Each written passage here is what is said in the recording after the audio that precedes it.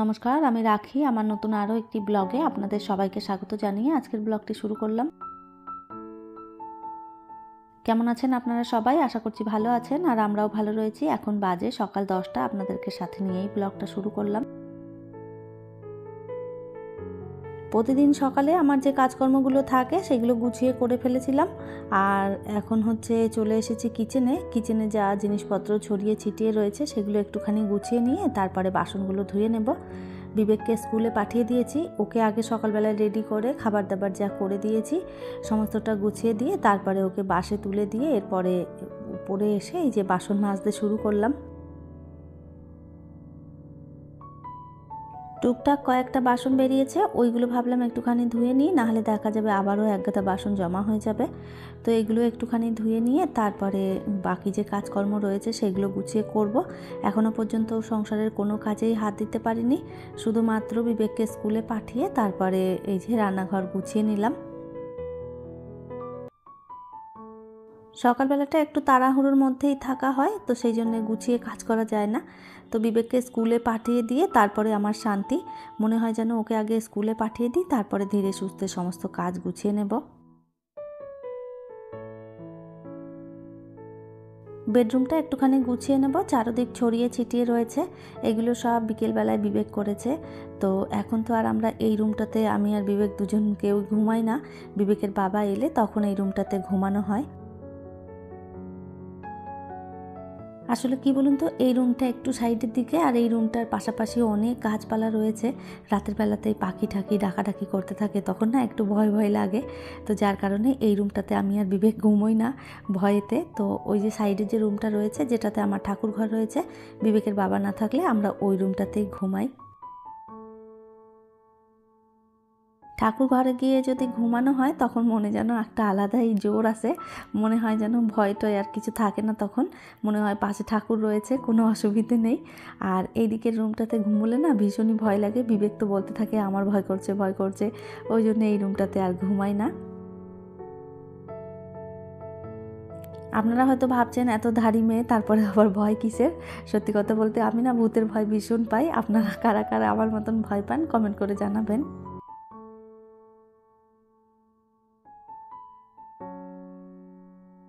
যাই হোক, ওইদিকে বেডরুমটা ভালো করে গুছিয়ে নিয়েছি, আর এরপরে চলে এলাম বেলকনিতে। রাতের বেলায় কতগুলো কাচার জন্য দিয়ে দিয়েছিলাম, সেইগুলো সমস্তটা কাচা হয়ে মেশিনের মধ্যেই ছিল। তো ভাবলাম সকালবেলায় এখন মেলে দিই। আজ আর রোদ ওঠেনি, একদম মেঘলা মেঘলা করে রয়েছে, মনে হচ্ছে আজ আর রোদ উঠবেও না। তো যাই হোক, এখানে যে কটা কাঁচা ছিল ওইগুলো আমি বারান্দাতে দিয়ে দিচ্ছি। এখানেই হাওয়া বাতাস পেয়ে পেয়ে আস্তে আস্তে করে শুকিয়ে যাবে। শীতকালে যদি ওয়েদার মেঘলা করে বা কুয়াশা পড়ে আমার একদম ভালো লাগে না। একদম মনে হবে যেন শীতের বেলা আর ঝলমল করে রোদ উঠবে, এরকম ওয়েদার দেখতে ভীষণ ভালো লাগে। আর এরকম যদি কুয়াশা কুয়াশা বা বৃষ্টি পড়ে তখন একদমই ভালো লাগে না। ভালো লাগুক বা না লাগুক আমার কথাই তো আর হবে না। ওয়েদার যখন যেমন হওয়ার তখন তেমনই হবে, আমার ভালো লাগা না লাগাতে কিছু আসবে যাবে না।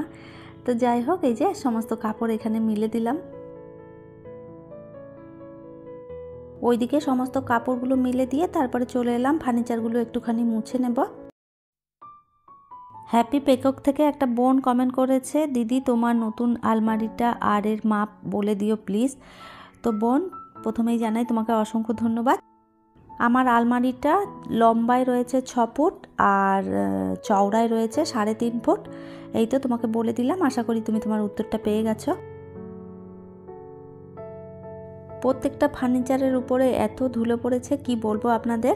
একদম ফার্নিচারগুলো এমনিতেই ডার্ক কালার, তার মধ্যে যদি ধুলো পড়ে দেখতে ভীষণই বাজে লাগে।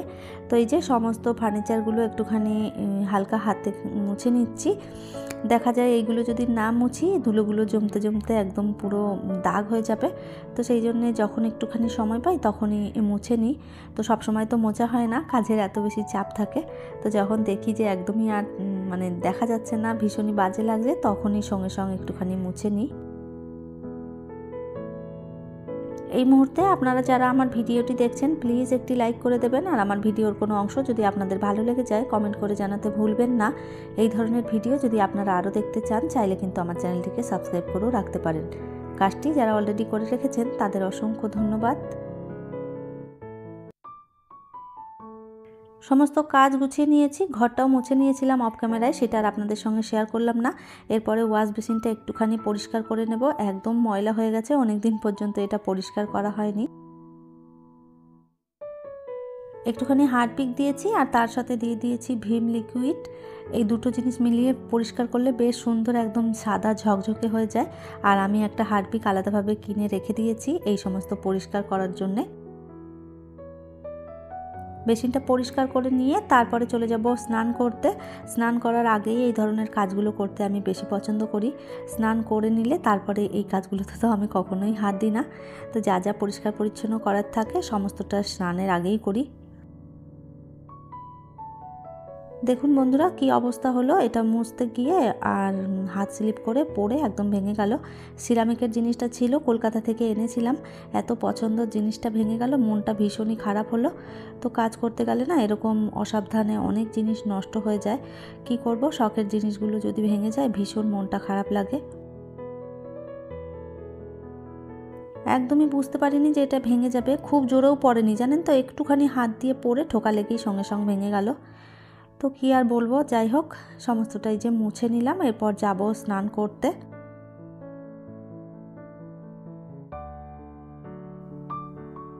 আর এই তো গরম জল বসিয়ে দিয়েছিলাম আগেই, গরম জল দিয়ে স্নানটা করেছি। এখন যেহেতু ঠান্ডা পড়ে গেছে আর ঠান্ডা জলে স্নান করতে পারছি না, একদম জলটা গরম করে নিয়ে তারপরে গিয়ে একটুখানি স্নানটা করে নিলাম। আর এরপরে যাব আমি পুজো করতে, একটুখানি রেডি হয়ে নিই, তারপরে চলে যাব পুজো করে নেব।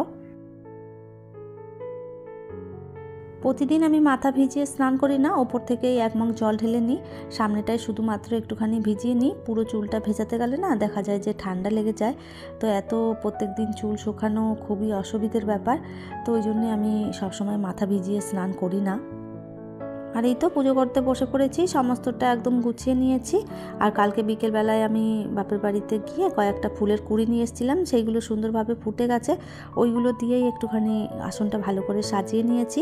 আর কয়েকটা গাঁদা ফুল প্লাস্টিকে রাখা ছিল, ওইগুলো দেখলাম সুন্দর তাজা রয়েছে, তো ভাবলাম আজ আর খুব বেশি গাঁদা ফুল দেবো না, কেননা যখন ফুল রয়েছে তো এইগুলো দিয়েই পুজোটা করে নিলাম। আর ওই ফুলগুলো রেখে দিয়েছি, কালকে আবার দেবো। প্রীতিস ব্লগ থেকে একটা বোন কমেন্ট করেছে, দিদি তোমার ঠাকুর আসনটা খুব সুন্দর, তো অসংখ্য ধন্যবাদ বোন তোমাকে।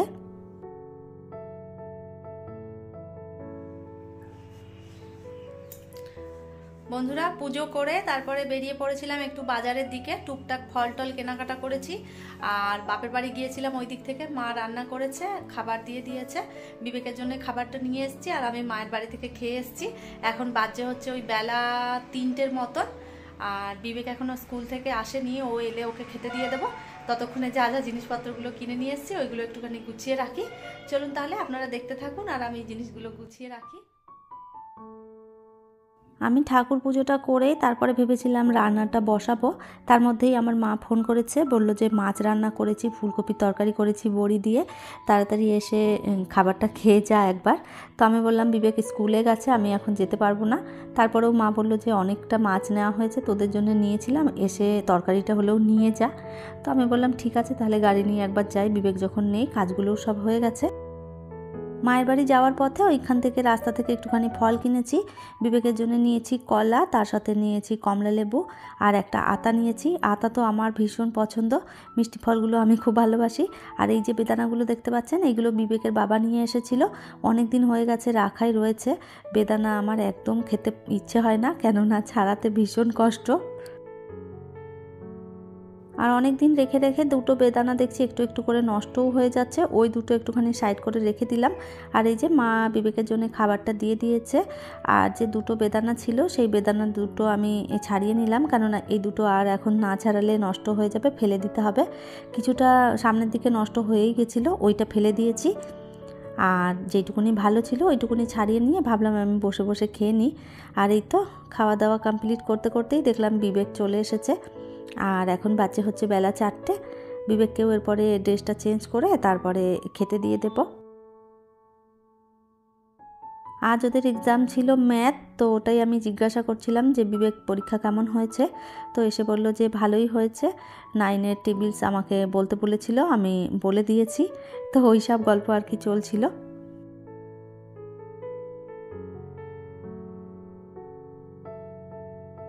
আর এই তো হাত মুখ ধুয়ে একদম ফ্রেশ হয়েছে, তারপরে ড্রেস পরিয়ে দিয়েছি আর এরপরে ওকে খেতে দিয়ে দিলাম। মা ওই যে রান্না করে পাঠিয়েছে যেগুলো সেইগুলোই আর কি দিয়ে দিয়েছি। আর এই যে খেতে বসেই বদমাইশি করতে থাকে, বলছে কি কি ফল এনেছো দেখি, আপেল কেন আনুনি।